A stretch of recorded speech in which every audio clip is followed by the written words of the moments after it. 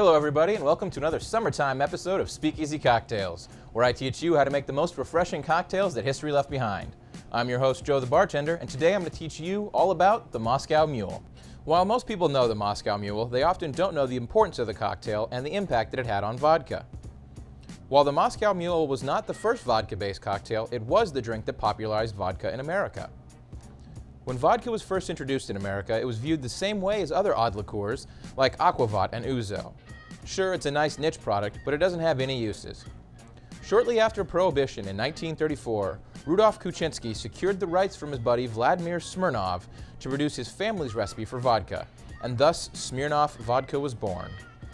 Although vodka was imported more in America now than it ever had been, it was still doing poorly. In an attempt to save the brand, Kuczynski paired with the Hublin Company, who at the time were famous for their pre-made bottled club cocktails. When an executive for the Hublin Company was visiting Los Angeles, he stopped at a small bar called the Cock and Bull, and as luck would have it, he began talking to the owner, Jack Morgan, who, due to a receiving error, was stuck with a large quantity of ginger beer. Morgan's girlfriend at the time had also just inherited a small company that specialized in making copper trinkets. These three seemingly random acts of bad luck actually led to the birth of a modern classic. At first, the trio didn't have any faith in the drink, but Los Angeles is hot, and this combination could not have been more refreshing. The addition of a copper mug greatly amplified the cooling effect, and soon the drink took LA by storm, and then the entire country, and vodka became the rising star in the spirits community and quickly secured its location as the most popular spirit in the world.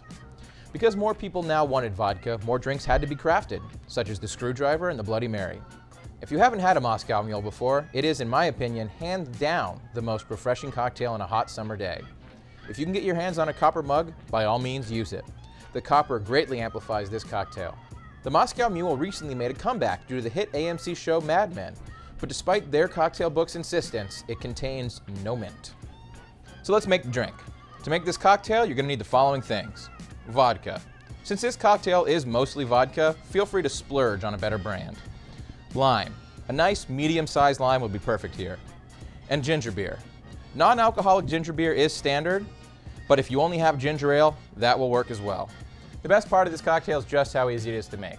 So go ahead and grab your copper mug and we can get started. First thing you want to do is squeeze half of a lime into the mug. If you can't find fresh, nice-sized limes, using ½ ounce to 3/4 ounce of lime juice is equivalent.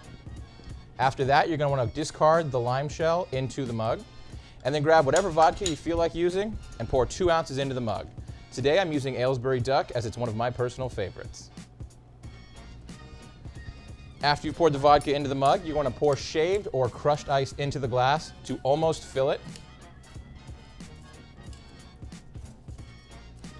And then you're going to want to fill it with ginger beer.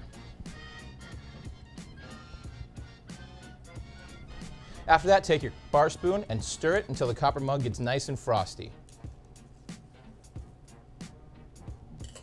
And there you have it, the Moscow Mule. Until next time, I'm your host Joe the bartender, and I'll see you in the Speakeasies. Delightfully refreshing.